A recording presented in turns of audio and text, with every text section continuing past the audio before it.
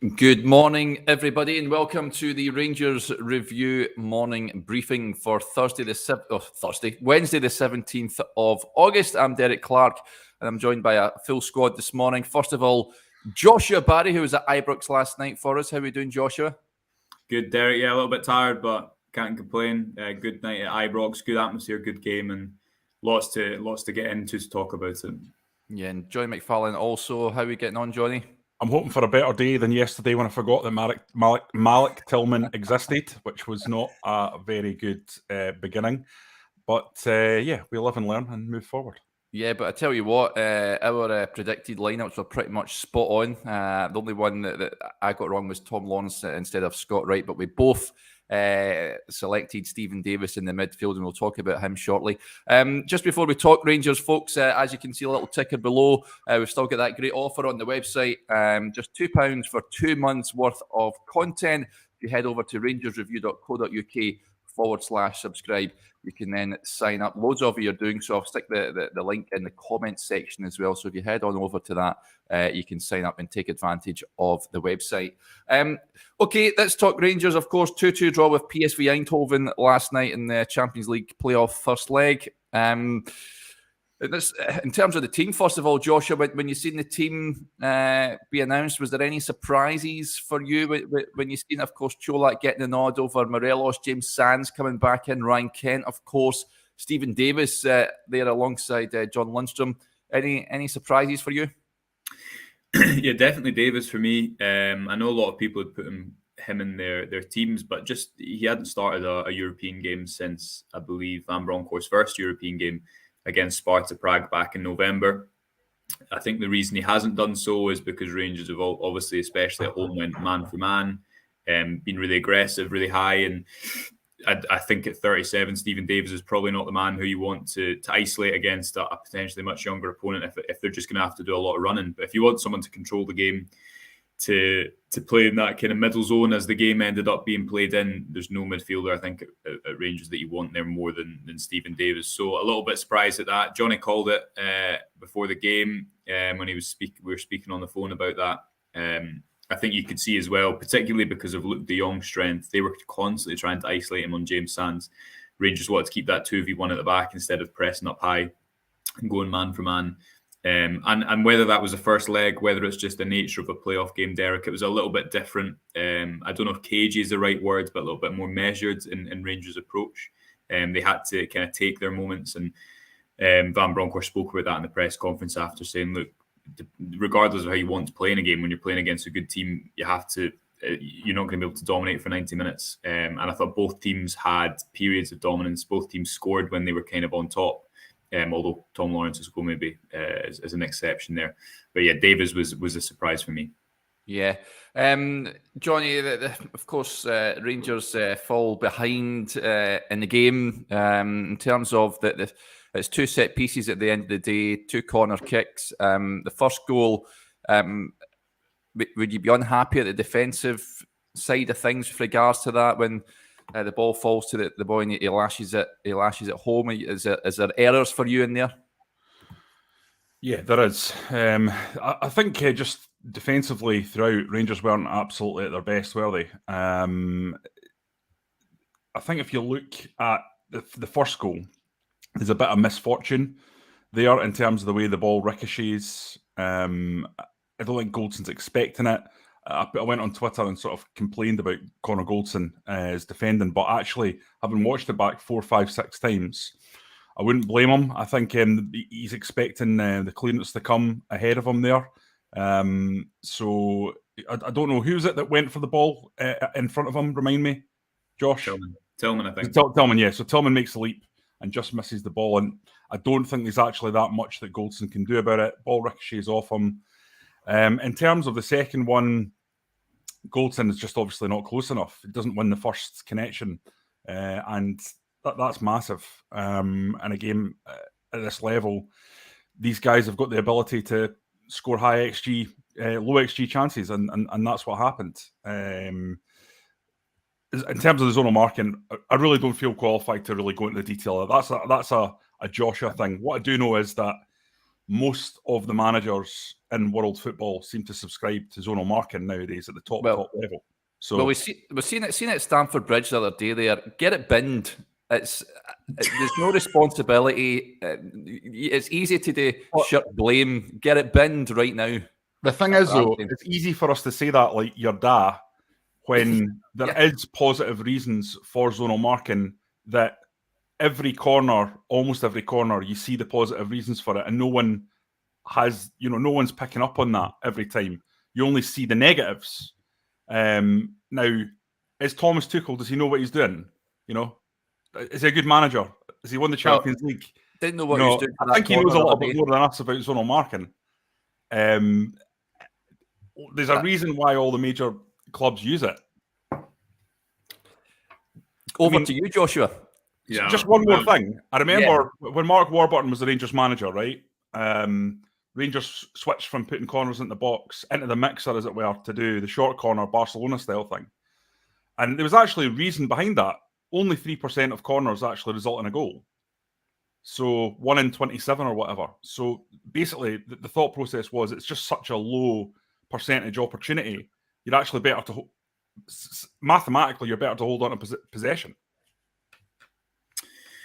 I mean, we're going to have a piece on the website about this. So if you want a long look at what went wrong with the corners, then do subscribe if you haven't already.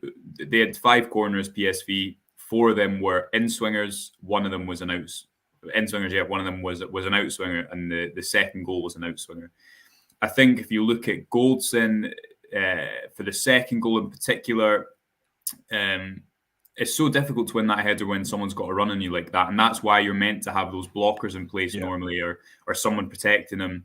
And Rangers, for the goals prior to that, I think they'd done that okay. PSV are just a big team, and when you're putting a ball in at pace into the box, regardless of whether you're going man for man, that's all very well and good. But you see teams block players when they're going man for man, just as you see teams block players when you're going man for man in open possession as well, which is I think why managers prefer to have keep the stronger headers of the ball. So Connor Goldson, James Sands, and John Lundstrom last night, in those 3 kind of just outside the 6-yard box or just inside the 6-yard box zones. But PSV for their second goal, the second goal is a bad one because for the first goal, you're putting it into such a tight area with so many players there, and it's a great ball. You see, to be able to beat the first man there and hit the front post. That's why so often corners, in my opinion, don't beat the first man because they're trying to hit it at the front post where it's such a difficult area to defend. Goldson's header ricochets, bit of a scrappy goal to lose. Okay, the second one comes after the substitution, and it's the only corner that Rangers defended after they'd made 2 subs. Now, I don't think there's direct blame on Glenn Kamara and Scott Wright here, but I'm going to watch it back a little bit more before I write the article. The run isn't blocked at all, and it's the only time you really see any of the PSV players manage to make a completely free run. So they got 4v2 at the back. I think it's Cholak and Tom Lawrence. And then by that point, if the ball's delivered into that area, it's not Connor Goldson's fault that he's been instructed to protect that zone. He's not got to run. Just basic, physics. If you're standing and someone has a 5-yard run on you to make the same ball, they're normally going to get it, regardless of the height. So I think the issue for Rangers is less so about the overall structure, and it's probably something hasn't worked there. They've not adapted to that corner scheme. But PSV had 6 players in the box every time. They swung the ball in 4 times, and they swung it out 1 time. And the last goal that they score from was the outswinger. So disappointing to lose 2 goals from set pieces at that stage of the competition. especially when they've not really carved you open in open play. The expected goals is I've got it here, Derek, was 1.3 to PSV, 0.85 to Rangers. PSV 9 shots to Rangers 12. Rangers 55% of the ball to PSV's 45%. So PSV probably shaded it on chances, but as I say, when you're not opened up in open play, really frustrating. Equally, Tom Lawrence, when you score a goal like that, I think it's almost fair that you get one like that in return. And Derek, how happy were you when you seen Tom Lawrence line up to shoot from 35 yards? An absolute screamer. You could have stuck 2 goalies in the goal and they wouldn't have saved that one. It was a ferocious strike from Master Tom. So great goal from him. Yeah, let's move up. I like this comment here, Joshua. Allen says, Joshua explains it better than Carragher and Neville. High praise indeed. I don't know about that, but thanks, Alan. I was watching Monday Night Football on Monday, and they were very good. But yeah, well, that's obviously we'll have that on the website later, amongst lots of other stuff. Because Rangers also played well in possession. I thought, particularly in the first half, this was a different style of game. And I think if you want to take encouragement away from this game in possession, you look at it and you think, when they go away from home, I don't know how different this game will be. I don't expect PSV to necessarily try and just overwhelm Rangers. I think, again, it could be this kind of game where both sides have periods of ascendancy. So yeah, lots to unpack. So head over to the website for much more of that. Yeah, before we talk about the positives, Johnny, I see comments last night that I know Alan McCoy said that Rangers could have done with Leon Balogun there. He's still without a club, of course. Do you think that might be something Rangers may regret? Would you have liked Leon Balogun in there last night? Listen, I know what Ali's saying. I do get it. Leon Balogun was a good player for 2 years for Rangers. But I think the club have made a progressive decision to say, look, Leon is 34. He's on the downward curve. There's no doubt about that. But that's just a fact at that age. Very unusual for high level of performances to be sustained 34 to 35 to 36. And we've got a terrific young talent coming through in Leon King. You've got James Sands already there, who's already in the building, who's going to want to play. You've got, obviously, Ben Davies coming in. You've got Phil Helander. How many central defenders do you want? Now, I know Ben Davies is not fit at the moment, and he had a little setback last night, which was why he wasn't in the squad. But Leon Balogun might be a handy player to have around right now, but how's he going to feel in a month's time when he's 7th choice centre-back? John Souttar's got, issues in his family life that he needs to attend to, but he's going to be back. I don't buy it. I think Rangers were correct on Balogun, and I respect that Balogun was a terrific player for Rangers. I do. I think he's very, very unlucky. When you see the players that have been given contracts over the last 20 years at Rangers for having done far less than Balogun, he's very, very unlucky not to still be at the club.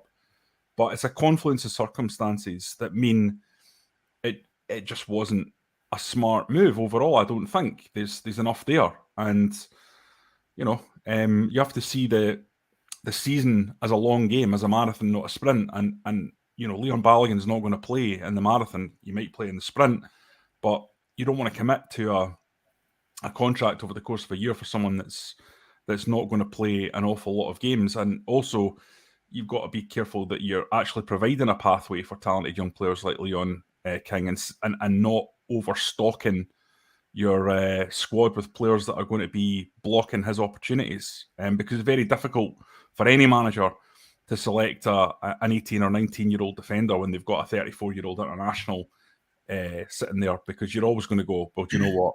I'm just not going to take a chance on this one. We need the win. Yeah. So, it makes total sense to me, mate. Yeah, me too. I don't buy into if Leon Balogun was there, it would have been a different outcome. Let's talk about Cholak's goal, Joshua. Absolutely sublime. Stephen Davis playing a great part. One-touch football. Fantastic finish again. This guy, Antonio Cholak, came in for a bit of criticism unfairly, I felt, especially after the Union game, and asked him about this, and his answer was absolutely fantastic. Says he just looks at the media when he scores goals.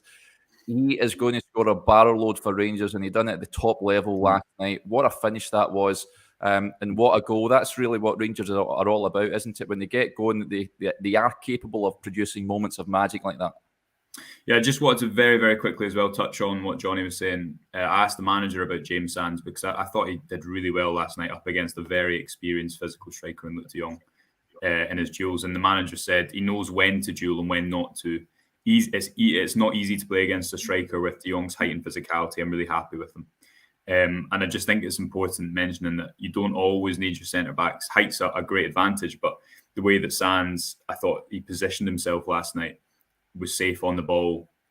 Leon Balogun, for all his qualities, didn't really play all that much for Rangers on the way to Seville. And you could go back and also look at some performances he had the Hibs semi-final last year, and the criticism after that, I'm sure, would have been the complete opposite. So I think it's just easy when something like this happens to look and say, is the grass greener? But Johnny's right. I mean, you can't have 7 centre-backs for a number of reasons.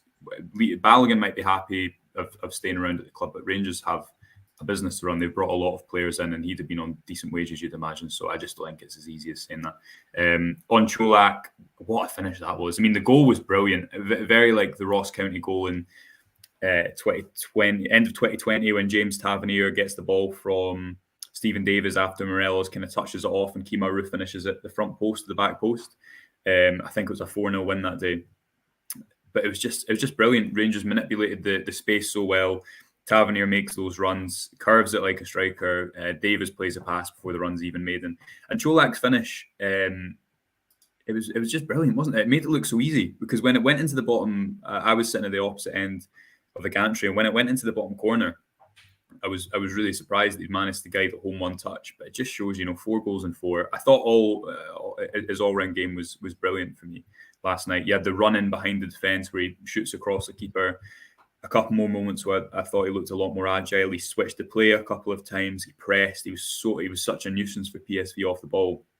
Again, it's just another reminder: just give players a little bit of time to get to know their teammates, and vice versa. Because I thought him and Tavernier really played on a similar wavelength last night. And yeah, 4-4, Derek. That's not a bad start at all, is it? Yeah. What about this point, Johnny, from Sonny Boy? Morelos and Cholak up top together would be frightening. It's not worked historically, Morelos and one other, of course. Were you surprised not to see him feature at any point last night, Alfredo Morelos? I wasn't really, because of the game state, and I thought Giovanni van Bronckhorst was quite right to react the way he did when that question was put to him. You're going to take off Cholak when he's playing so well. I mean, you saw some of his touches. There was a moment, I think, in the second half where it was a long ball over the top, and Cholak took it out of the air with one touch and flicked it over the defender's head, and just very marginally couldn't sort of wrestle him enough to get the shot on goal. But it was a moment of supreme skill, and it just summed him up. Everything he touched on the night was just velvet. So I just don't think you bring on Morelos in that circumstance. You've got a guy who's on fire, then you're criticised for taking off Cholak. Yeah. So the problem you've got with Morelos is, there'll be an argument. Look, can you play him right? In the right, because you can't really take out Cholak in the form that he's in. The problem with Morelos is I just don't think he's a tactically intelligent, savvy guy who's going to be able to drop in there and understand that he's got a role to do. I think he's going to want to get up and in amongst the goals. I understand that his link-up play is really good and probably better than Cholak's, but I just don't see Morelos anywhere else but that number 9 role. So for me, it's going to have to be a wee spell on the bench while he gets himself up to fitness. And listen, see the way Alfredo Morelos is? That is no bad thing. That is no bad thing for him to feel the flickering of the flames on his bum, because that'll keep him sharp and it'll keep him ready. And that might be the difference between a 30-goal a season Alfredo Morelos and the 17-goal a season Alfredo Morelos that we've seen up till now. The fact that he knows if he comes back in the team, he has to score. And not only does he have to score, he has to perform. And not only does he have to perform, he has to run about. Because I'll tell you what, Cholak, I've said it before, even when he's not really involved, he's working his backside off, he's closing down channels. For a big unit, he's mobile. I've got to be honest, I love Cholak. I think he's an outstanding signing. £2 million. He's better than I thought he was, and I thought he was going to be pretty good. Anyone who's been watching this will know all three of us have been saying that we felt Cholak is a really, really good signing. We all said Tom Lawrence is a good signing as well. We know our stuff. But Cholak, for me, he looks like just an excellent bit of business. He's hit the ground running, and I couldn't be more delighted. Yeah, Derek, you see, just on the point, can they play together? The manager was asked about that at the weekend, and his response was, it was like he'd seen a ghost when he was asked if he'd play two up front. I don't know whether that's his Dutch footballing schooling, but honestly, watch the press conference back if you haven't seen it, because his face falls as if it's not a bad question to ask whatsoever. It's a perfectly viable question. A lot of people around the club, I'm sure, have been asking it, but you could just tell it wasn't in his mind whatsoever. He said, I've never done that. And he kind of stuttered and said, well, maybe if you have to force things, but I don't think that's on the agenda. And I completely agree with Johnny. It's no bad thing if Alfredo Morelos feels that he has to be absolutely at it on every occasion, because what Cholak gives you is, regardless of the game so far, of the time in the game, he's going to run, he's going to press centre back in the same way. I just think that you notice the difference sometimes with that up top so much. But if it brings out the best of them, that's what you need. You need the ability when you're drawn in a game 60 minutes to bring on a striker, a Cholak or a Morelos, who's going to be able to score you a goal. So it's a good position to be in. Johnny, this point from Luke. Would you start Morelos against Hibs, of course, on Saturday? A trip to Easter Road, never easy place to go. Hibs have had their own troubles to seek this season. Morelos loves a goal against Hibs. Would you start him on Saturday? Yeah, I think that's probably a really good shout by Luke, to be honest. You can't run Cholak into the ground. You have to offload him at some point, and Morelos needs minutes. So you can absolutely trust him. So, yeah, why not bring him in? If he's not fit enough, give him 45 minutes, switch him at half-time. But Rangers have got an absolutely monumental game on Tuesday. So they need to make sure that, number one, none of the major players get injured, and number two, that the guys who are turning out on Tuesday are absolutely at their max, are totally fit and ready. And I think that's a really good point. I think Morelos should come in. Yeah. Jim McCarroll is away he says he's going to catch the show later, lads. He's just off to the dentist. He hopes his hands are a lot more steady than their keepers last night. Yeah, me too, Jim.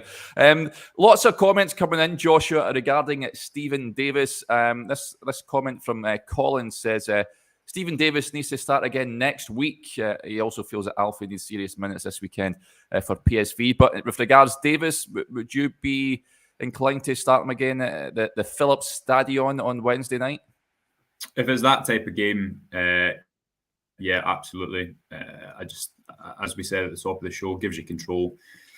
That pass he plays in behind was absolutely brilliant. I thought he tired a little bit, but that's natural. I mean, who was your guys' man of the match last night, out of interest? Well, that was a difficult one, because I thought Stephen Davis was man of the match in the first half, but he didn't have such a good second half. Yeah, obviously had that incredible second assist where he played through James Tavernier. Absolutely unbelievable moment of class, and the only Rangers midfielder that can pull off such a sharp bit of creativity. But overall, I think Cholak was the man of the match. Derek, go along with that? Yeah, I think so. Yeah, and as Adam says as well, he's man of the match for him too. Yeah, he was a top man last night. Adam's just delighted because if Cholak stays in the team, it means that he can play Morelos off the right. And anyone that knows Adam will know that is Adam's greatest wish in life. Yeah, I saw him talking about this, and I just don't buy that. I just don't think it's going to work. Yeah, Adam does. Just up front if you do that, honestly. Yeah, no, I don't see it happening, but say it quietly because I'm going to get an angry text from Adam. Perhaps Queen of the South might be a chance to experiment. Who knows? But lots of comments coming in with regards to Malik Tillman now. We've been singing his praises, Johnny. A lot of people saying get him signed after the match at the weekend. Gallant Pioneers quite scared and says it was an empty jersey in the second half. Went missing a tad. You've brought this up before, Johnny. Malik Tillman last night, it didn't happen for him, did it? What's can you explain? Can you play Morelos in a back three? That's another one of Adam's little peccadillos. He doesn't like back threes, whereas I like back threes. There we go. Sorry, what was the question? He's distracted me a little. Malik Tillman, what happened to him last night? Yeah, listen, he's a young lad, and this is why I was reluctant to get on the Tillman train a little bit from the first few games that I saw.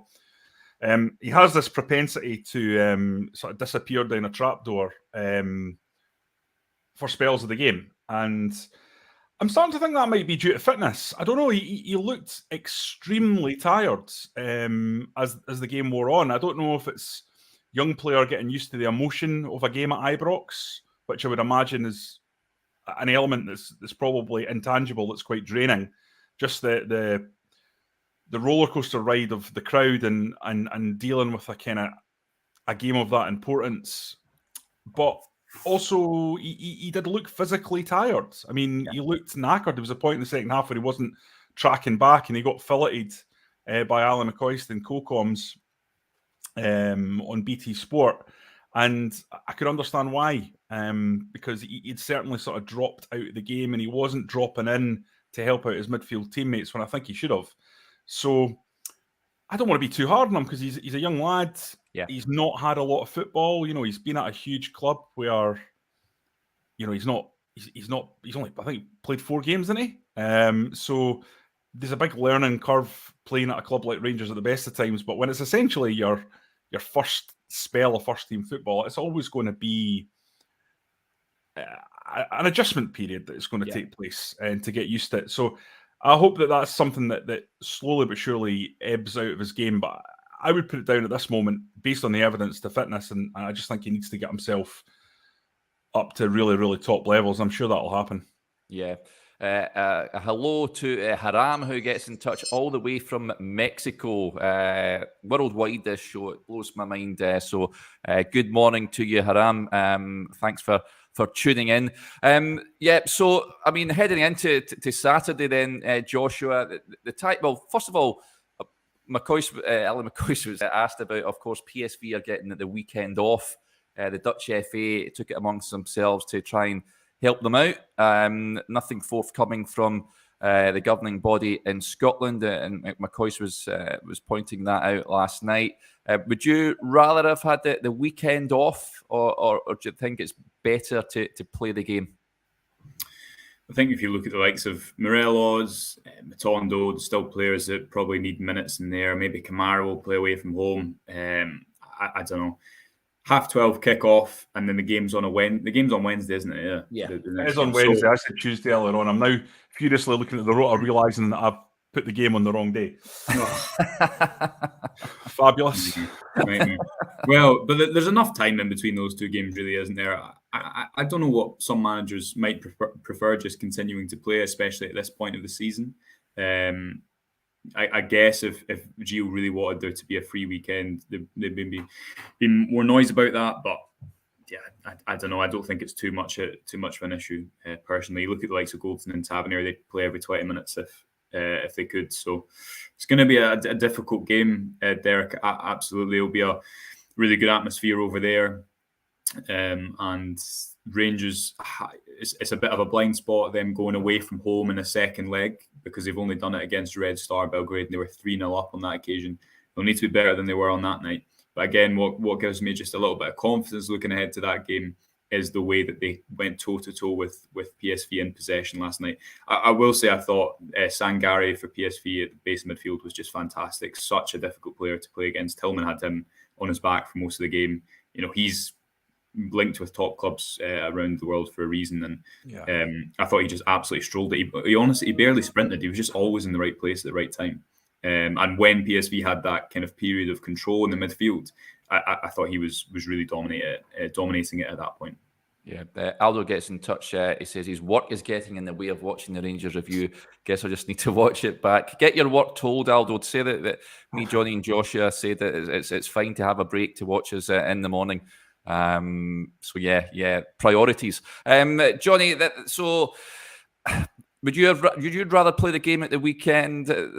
It's one of those. So, mate. I think so. Yeah. I've thought about it quite a lot, and I think ultimately you'd probably rather play it. As Josh says, Saturday you've got Sunday, Monday, Tuesday. You've got quite a long period. If it was on a Tuesday, you'd probably feel differently about it.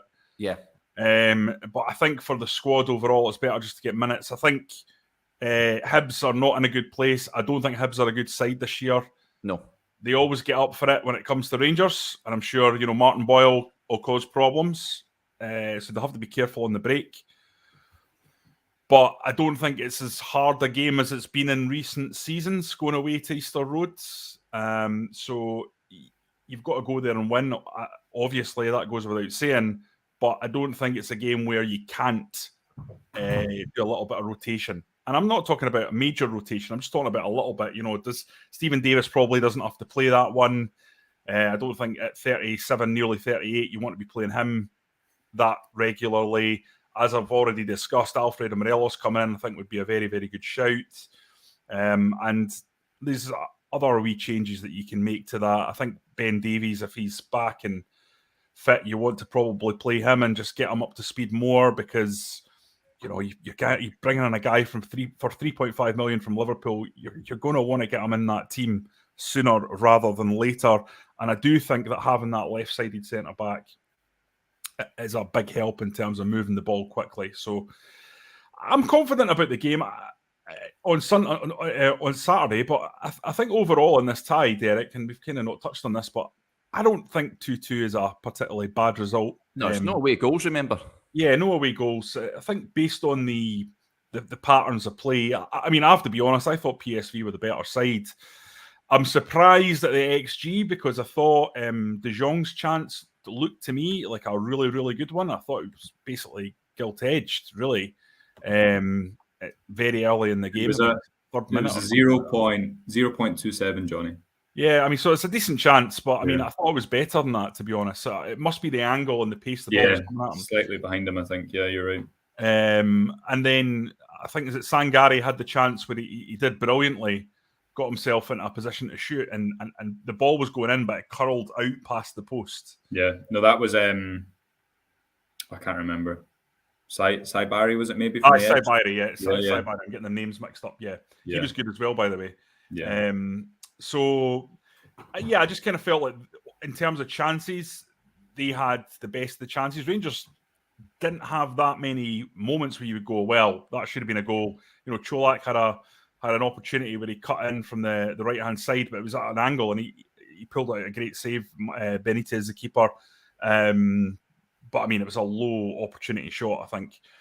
So, I'm quite happy with the draw. And I think you go there, you have to play a slightly different game than Gio's been playing in Europe up to this point in his tenure, because you need to get a result of some sort. He can't do that thing where he's basically trying to close off the game that he did against RB Leipzig, and probably with less success in Braga. It's going to have to be more of a active role for the team in the game than being a sort of participant that's kind of not getting too involved, because you've got the Ibrox thing to fall back on, and it's going to be very interesting to see how it pans out. But I still feel like it's not actually that bad. You'd rather have a win, but I still think Rangers can progress. I would say PSV, though, they are a really good team. Let's not beat around the bush. A lot of the criticism I'm seeing on social media, and a lot of the criticism that I'm seeing in the comments, I think you have to be cognizant of the fact that there's several players in that PSV lineup that are worth multi-million pounds. Yeah, and Gakpo's £35 million plus. So there you go. And well, I thought he was really good in the first half. Yeah. But they had a number of players who you just tell are good players. Josh has mentioned a few of them there. De Jong's clearly you don't get to Barcelona and Sevilla if you've not, and Wolfsburg, I think, if you don't have a bit about you. And there's other younger players there who are obviously highly sought after. So it's going to be a really, really big result if Rangers can go over there and get through. But you know what? It will be what will be. This is two good sides, and it'll be really interesting to see how it pans. Yeah. Before we go, Joshua, there's some comments coming in about the atmosphere last night. Stuart Murray is quite scathing. He says the atmosphere was dire last night, and the Champions League anthem was lost on the Union Bears. What did you make of Ibrox last night? I think dire is very harsh, to be honest. I think it was just different. It wasn't the kind of pulsating opening 20 minutes on the pitch. Maybe people expected that. But it was a very classic kind of British crowd, I think, where you have your ebbs and flows, loud moments where it's absolutely deafening, moments of anxiety. Now, I thought it was the crowd definitely impacted the game as ever. It was just a different type of game. It wasn't that overwhelming the opposition. It was more cagey. It was, I think, very tactical from both managers. So, I don't agree with that. I think it was just a little bit of a different game compared to the previous, 6 European ties that Van Bronckhorst has managed at Ibrox. Yeah, and I'll go along with Jimmy Duff. He's hoping for a Bobby Russell night. Of course, Rangers with that famous win. I think 1978, if I'm not mistaken, over there in Eindhoven. I don't think PSV had lost a home tie in Europe before then. So we'd certainly take that. Another victory like that we would do nicely. Okay, folks, that'll do us there. Thanks again to everyone getting in touch with the programme. It's very much appreciated. Just a reminder, as you can see the ticker below, we've got that great offer on the website, £2 for 2 months worth of content. Head over to rangersreview.co.uk/subscribe for all the details. We'll be back again tomorrow, but until then, enjoy